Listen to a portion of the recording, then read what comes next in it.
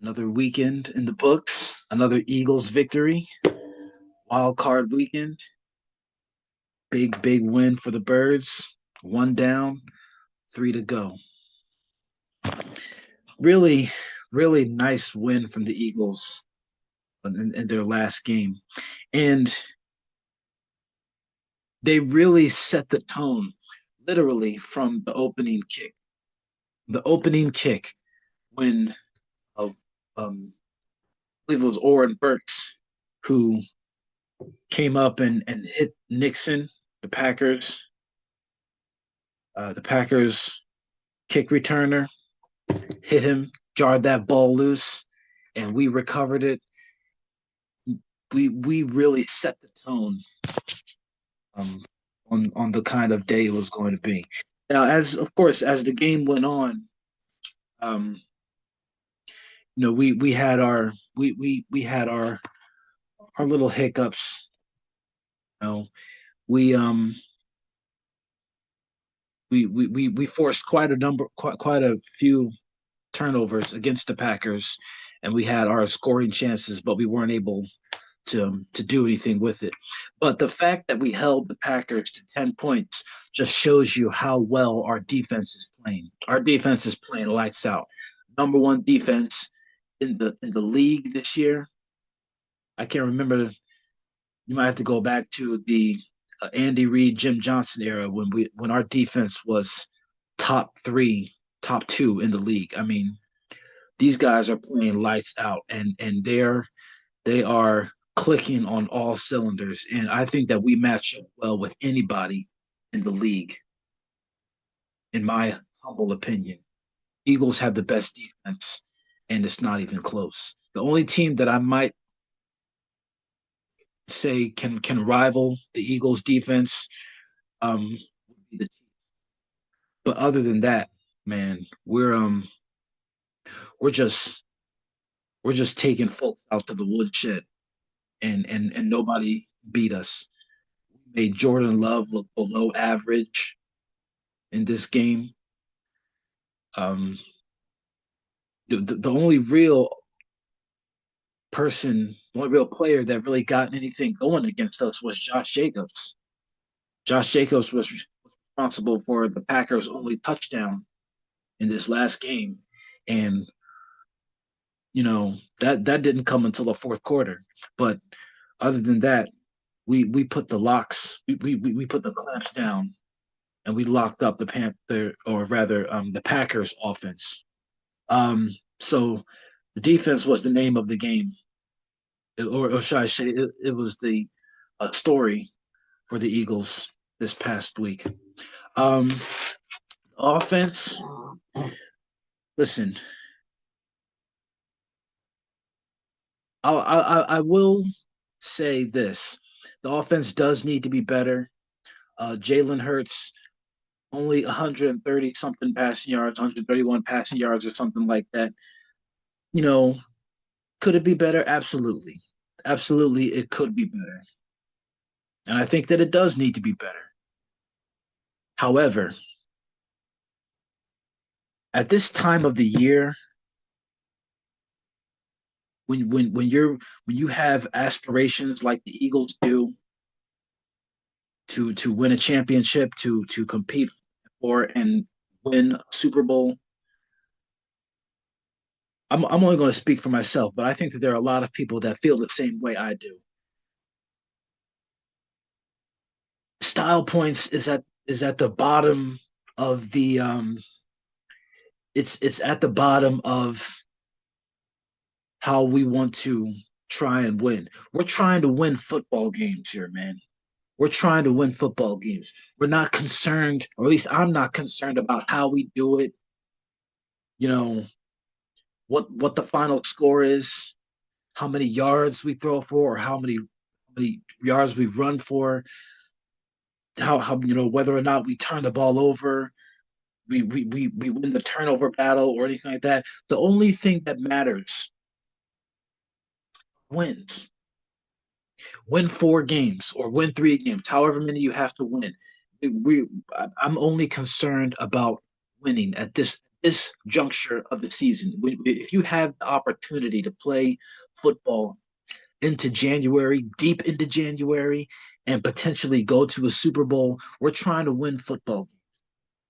And people need to understand that. Yes, we need to look better. Yes, Jalen Hurts, he didn't have a stellar passing game. He didn't throw for 376 yards and four touchdowns and whatever else.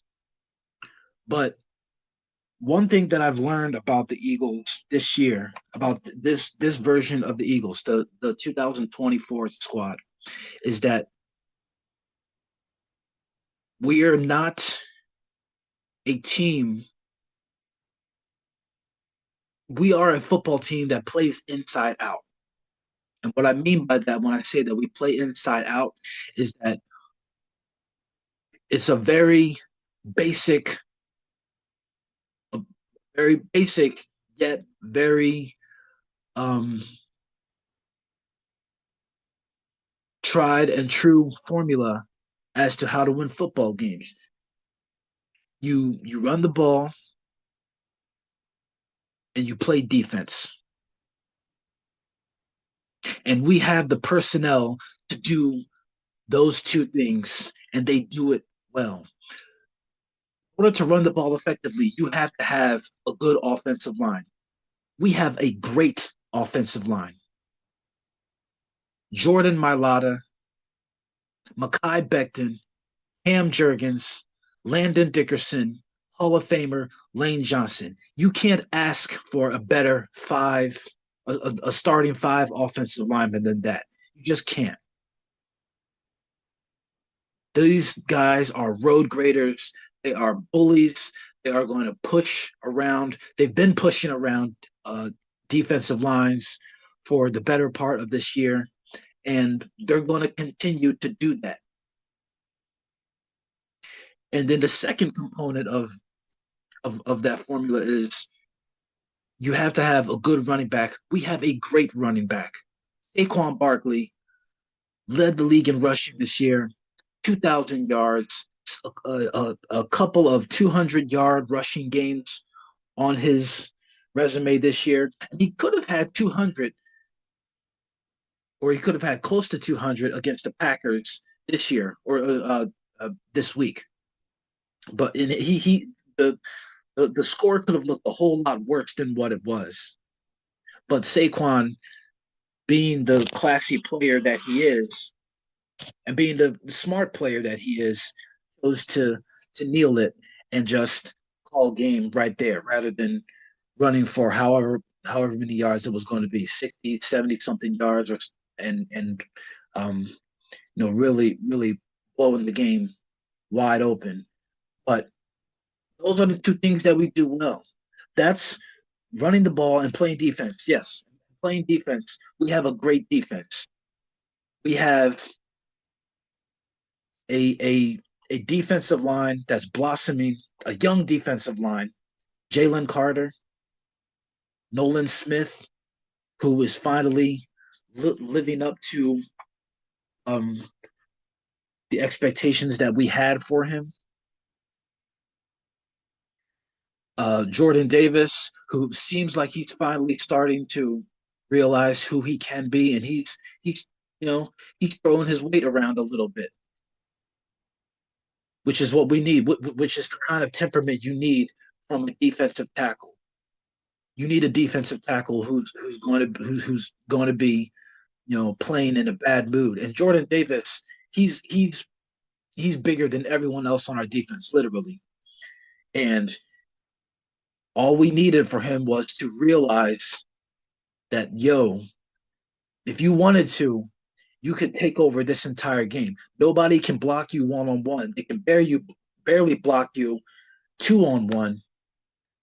And they surely can't block Jalen Carter one-on-one. The two of you can take up it takes four linemen to block you. It takes four linemen to block you. And once these guys realize that, I mean, I feel like they've realized it already. But, you know, they we have a great defense.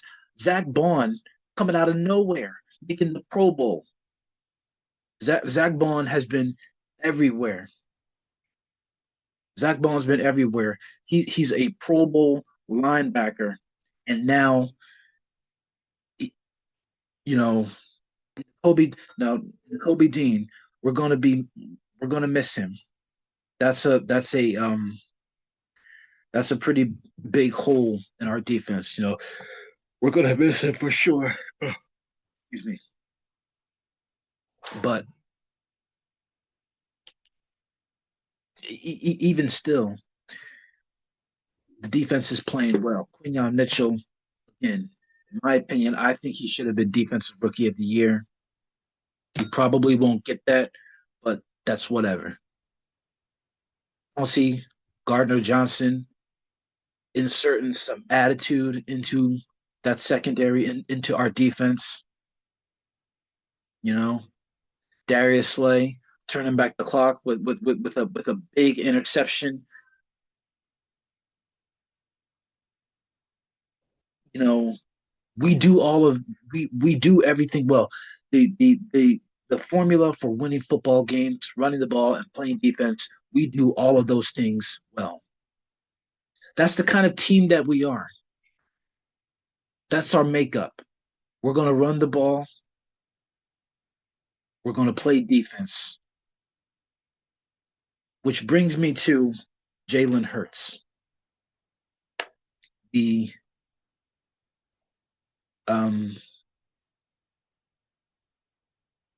the much scrutinized quarterback of the Philadelphia Eagles. Here's my thoughts about Jalen Hurts. Okay, we gave him a big contract a couple of years ago following that Super Bowl run in 2022. We gave him the big contract. Everybody wants to talk about Jalen Hurts numbers. Everybody wants to make a big stink about he's only throwing for 170 something yards. He's not putting up the big numbers. He's not doing this. He's not doing that. Listen, Jalen Hurts. We're not paying Jalen Hurts to throw all over the field. We're not paying Jalen Hurts to throw for to have 400-yard passing games and 4 touchdowns. That would be nice. It would be nice if Jalen Hurts did that, and I would love to see him. I would love to see him with gaudy numbers. Ultimately, that's not what I care about. I care about winning. And Jalen Hurts, regardless of what you want to say about him, he wins. He wins. Ever since he got the starting job in 2021, ever since he was anointed as the full-time starter as 2021, Jalen Hurts has taken us to the playoffs 4 times. He's taken us to a Super Bowl, and he's got a long chance to do it again this year.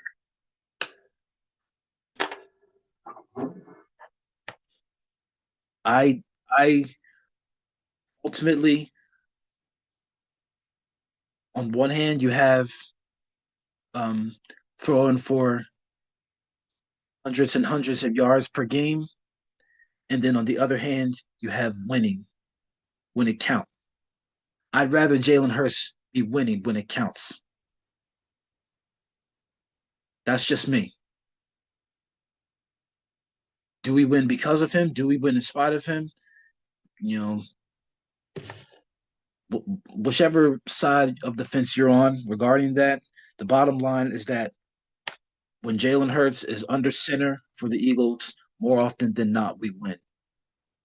And that's ultimately what I care about. Because I've seen Jalen Hurts, you don't have to look any farther back than Super Bowl 57 when we were playing against the Chiefs. I've seen Jalen Hurts throw for 300 yards.